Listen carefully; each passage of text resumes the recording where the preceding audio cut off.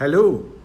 In this week's session, we are dealing with the two roles of a supervisor.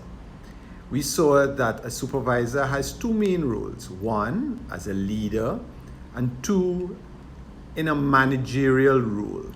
We differentiated this, that leadership role involves dealing with people, helping them to cope with the realities and the changes and the motivation to be able to improve themselves and become the best version of themselves.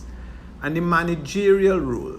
In the managerial role, the purpose is to manage the resources of the company.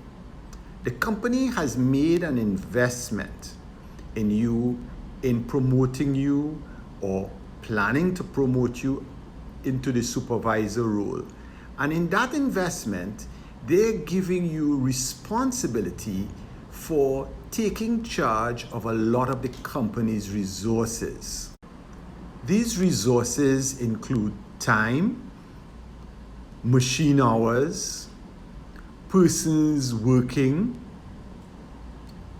utilities, raw materials, inventory, machinery. In taking care of these things, you are managing the resources of the company.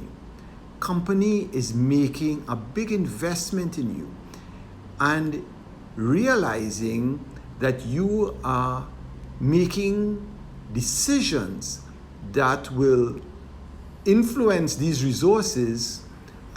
In that managerial role, you have to be very careful. A managerial role involves certain sub-functions, so that, for example, you have to do planning, you have to organize, you have to direct, you have to discipline, and you have to control. Ensuring at all times that the company and the resources that are placed under your charge are delivering the best possible return on their investment in you.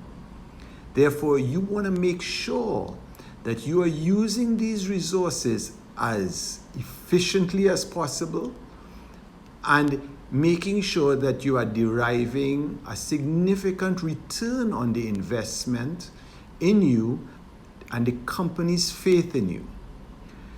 What do these different functions involve? In the planning function, you are planning how you will reuse the resources under your control. So you are planning on a monthly basis, on a weekly basis, and on a daily basis. So each day you are making a plan how you will manage the resources that are placed under your charge. And you're doing this in advance. A planning purpose and a planning function is to do things in advance. Who are you going to use? How are you going to use your raw materials? How much raw materials will you need? How much time are you going to allocate for this? How much electricity? How much water? And how are you going to make the best use of the raw materials and inventory the company is placing at your disposal? After you've planned it, then you have to organize it. You have to make sure that the raw materials are with you at the site of the production, that the persons who are going to work the shift are going to be there in time so that they can be able to deliver the resources and therefore they'll be able to increase productivity. You want to make sure that you've allocated persons to be the most efficient they can be. You are drawing on their talents and their expertise and what is their experience. And you are making sure that the machines are maintained and the machines are ready. And that you are there in advance for your shift so that you can prepare your shift to start on time and to finish at the time the shift is supposed to finish.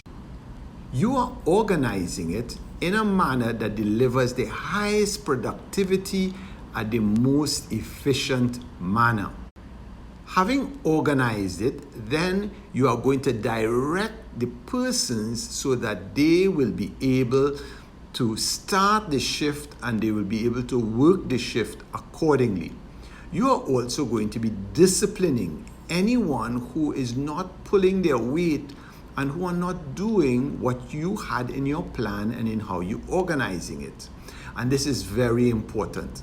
And at the end of the process, the end of the day, the end of the shift, the end of the week, the end of the month, you are going to look back and see what were your actual results and how do those results compare with what you planned to do. Were you successful? Did you make your planned output? Did you make your planned sales?